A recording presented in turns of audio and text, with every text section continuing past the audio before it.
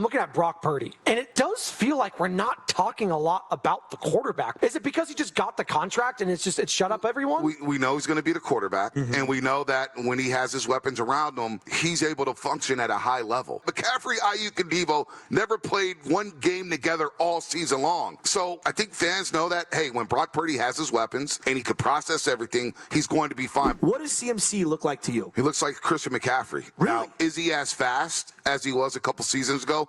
It's hard to tell in practice because once he gets through the hole, guys kind of just let him. He jogs it out, slows it down, tempers. But I'm looking at him taking every rep.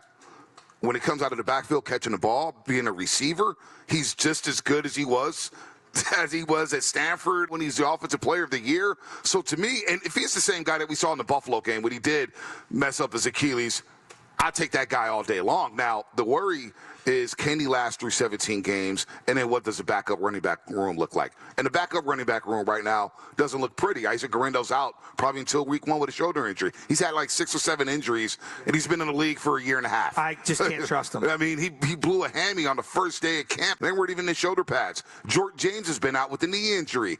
I like Corey Kiner. He's a rookie out of Cincinnati. People are telling me, hey, pump the brakes. He's just a camp body. But Corey Kiner's made some plays out there. But the backup running back room, I mean, if Jordan Mason was here, I feel a hell of a lot better about the prospects of CMC and Jordan Mason. But right now, if anything happens to CMC, and that's the key because he scored 18 touchdowns in the red zone, 18 inside the 20. And so he's equally important as Brock Purdy. But he looks like CMC to me so far. Well, and that's going to be the question ultimately is how the touches look with this guy too, because a lot was made, Bonta, a couple years ago. As we had Baldy on, he was talking to you, he was talking to Shasky, the number 370 touches, all right? That's what we go to. Is this guy going to be on a snap count early on? Is he going to look like CMC in the first couple weeks? Like, we were getting into the conversation yesterday, and CMC dominated the conversation because a lot of people believe that this season will only go as far as Christian McCaffrey will take them. I don't know how many teams you say that about when it comes to the running back being that guy. Now, you have Derrick Henry, obviously, with the Baltimore Ravens, but it starts with Lamar for me there. Saquon maybe, but even for me, I thought Jalen Hurts put that team on his back when push came to shove in the Super Bowl. The Chiefs were like, no, we're going to force him to beat us in the pocket, and he did that. That being said, Baldy talked about it. Running the ball with this team is going to dictate everything, and whether they could keep the bodies on the field, off the field, offense, defense. Christian McCaffrey, is he the most important player for the 49ers this season, which is insane because you just paid Brock Purdy to kind of be that guy, right? He's the highest paid player in the franchise, Bonta. You paid him to stabilize the offense. George Kittle, if he goes down, what happmes? He's equally as important. And George Kittle's been he's been the best player on the field in training camp. He's got a smelling salts pack. That's okay. He's got a smelling salts, but I'm seriously. Look, he's running all the routes. He's catching everything. He looks like a monster out there. But it was George Kittle. Okay. There was a play in training camp where they ran an end around to DeMarcus Robinson, and it's Fred Warner in space lurking. And George Kittle comes around, bam, stonewalls him. And this is Fred Warner, who's going to be in the Pro Football Hall of Fame one day. And I said, okay, George Kittle's ready to roll. So if he goes down, what does your passing game look like? Well, I think he's equally important. They all mesh together. It's just like the Warriors when they had Clay and Katie and Steph. One of them goes down, it looks a lot different. So when you talk about the Eagles in the Super Bowl and everybody's giving Jalen Hurts was great in that game. But let's not forget the Eagles defense won that game. Their defense won that game. The pick six in the first half, the interception inside the 10-yard line, gave them a 17-0 lead. They were playing easy football. So yeah, Saquon Barkley is important. They lose Saquon Barkley, that offense looks different. The Ravens lose Derrick Henry, the offense looks different. The Buccaneers lose Mike Evans or Bucky Irving. The offense looks different. So if you take a piece away from any one of these NFL teams, it's going to look different. So Brock Purdy's important because if he goes down, I don't think a lot of Niner fans will have the confidence in Mac Jones to lead them deep into the playoffs. We've seen Brock Purdy do that already. As bad as last year looked at times, Brock Purdy has helped his team get to 2 NFC championship games and a Super Bowl, so they're all equally important. You've been at almost all of these practices, Bonta. What's the vibe like right now? Because a lot was made from fans, from the players, about all the drama, right? All the holdouts, all of everything that went. Hell, your first-round pick got shot. And you were coming off a Super Bowl loss. What's the vibe been like at camp, and what are we going to see when they start going up against another team? This is when it starts to pump up. We got 4 weeks, Bonta, 4 weeks until the start of regular season. 4 weeks today is game 1 of the National Football League. So what are the vibes like in Santa Clara thus far? Vibes have been good. I mean, look, Juwan Jennings is not practicing right now. Is it the calf, or does he want new money?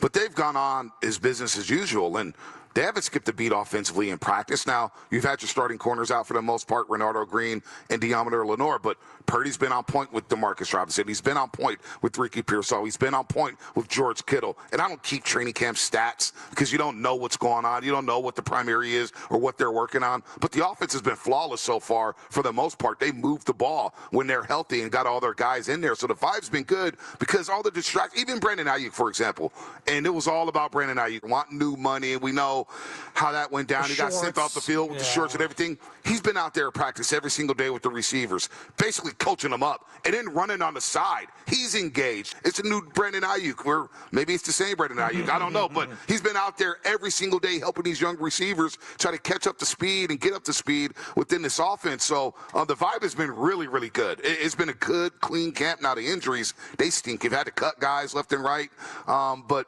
the camp has been fun, and you got the influx of youngsters with this new defensive line. They've brought the energy.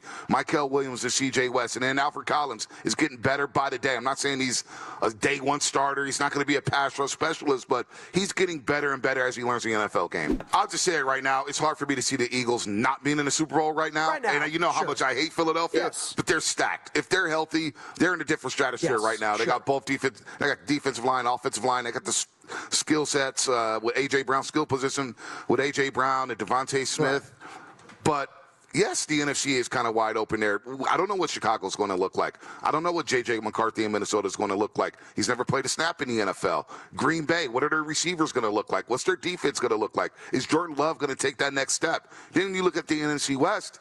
I don't believe in Sam Darnold in Seattle, but they're going to be tough. I believe in that head coach. I don't necessarily believe in Sam Darnold, but I believe in that head coach. And they got Witherspoon at corner, who's going to see a lot of Ricky Pearsall in week 1 at Lumen Field. What's Arizona cooking up in the desert? They made moves this offseason. Hassan Reddick is coming to the desert. They're a sneaky good team. They were in it last year, Shasky, for a long portion of the season. So, yes, the rest of the NFC is wide open, but it feels like it's the Eagles' conference to lose right now. That's just how I feel right now. I'm looking at Brock Purdy. And it does feel like we're not talking a lot about the quarterback, Bonta. Do you feel that at all? He's kind of sliding under the radar. No? I mean, come week 1, we're all going to be talking about Brock Purdy. It's training camp. It's the quarterback of the Niners. But that's been... No. Because it's training camp, No, but we've been talking about it for a training camp for like the last 5, 6, 7 years. All throughout Kyle Shanahan's tenure, we've been talking about it. Is it because he just got the contract and it's shut up everyone? We know he's going to be the quarterback, and we know that when he has his weapons around him, he's able to function at a high level. Now, you had musical chairs on the offensive line. Christian McCaffrey's out. Debo, Ayuk, and Christian McCaffrey did not play one single game together. That's crazy. In 2023, they combined for 40 touchdowns. Last year, they combined for 4.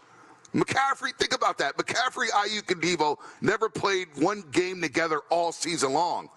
So I think fans know that, hey, when Brock Purdy has his weapons and he can process everything, he's going to be fine. But don't think, because it's quiet right now, that it's going to be quiet heading into Seattle. We're going to be hyper-focused on – don't get it twisted. It's going to be about Shanahan, Brock Purdy, and this defense. So it may be quiet on the airwaves right now, but everybody's watching number 13 to see how he's throwing the ball. And some people – and I told you this – some people think – Mac Jones, oh, man, he's having a hell of a camp, and he is. Mac Jones can win you a game or two, but don't get it twisted. By week 1, it'll be focused on Brock Purdy and what he does with this team moving forward. And he's going up against who in week 1? Sam Darnold, who a lot of people... Well, he's not going against Sam Darnold. He's going against McDonald and that defense. But how and Witherspoon. I'm schooling you youngsters. This is how we talk about sports now. No. That's how you talk about sports. Okay. That's how, and that's the problem. That's the problem. That's the problem with you sports fans these days. It's not Jalen Hurts going against Patrick Mahomes. It's not Purdy going against Patrick Mahomes. It's Purdy going against Spagnuolo. It's Hurts going against Spagnuolo. It's it's Purdy going against McDonald and that defensive coordinator when I still got nightmares on Christmas Day with the Baltimore Ravens. Well, he threw like 9 picks. Exactly. It could have been 7. It could have been 7. It was a nightmare. Oh, the ref that tripped Lamar Jackson. No, that was... So Darnold's going against Saleh. He's going against that defense. Now, we do the comparative stats. I don't know why you youngsters do that, which is what's ruining sports fandom these days on social media.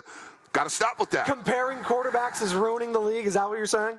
comparing, he's saying, hey, this guy's going against this guy. They don't face each other. It's like a pitcher, right? Oh, Maddox is going against, now they're going pitch for pitch, and they're trying to match pitch for pitch. But they're not facing each other. So quarterbacks aren't facing each other. So if Brock Purdy throws 2 pick sixes and Sam Darnold throws for 300 yards, it's going to be Sam nothing. Darnold had a better game. He had a better game against Salo's defense.